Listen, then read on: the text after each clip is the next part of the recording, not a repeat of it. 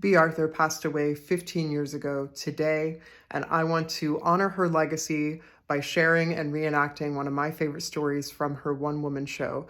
I got to see her do this live when I was 15 years old, and it was absolutely incredible. So here we go.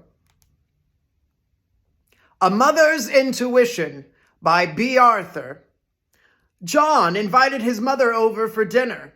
During the meal, his mother couldn't help noticing how handsome John's roommate was. She had long been suspicious of John's sexuality, and this only made her more curious. Over the course of the evening, while watching the two men interact, she started to wonder if there was more to John and his roommate than met the eye. Reading his mom's thoughts, John volunteered, "I know what you think, but I assure you, Mike and I are just roommates."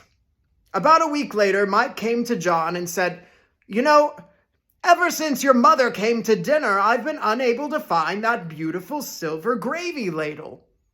You don't suppose she took it, do you?"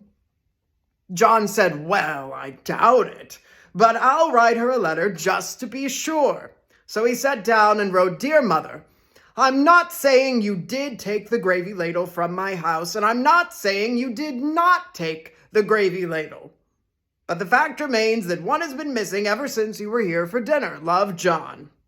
Several days later, John received a letter from his mother which read, "Dear son, I'm not saying you do sleep with Mike, and I am not saying you do not sleep with Mike. But the fact remains that if he was sleeping in his own bed, he would have found the gravy ladle by now. Love, Mom."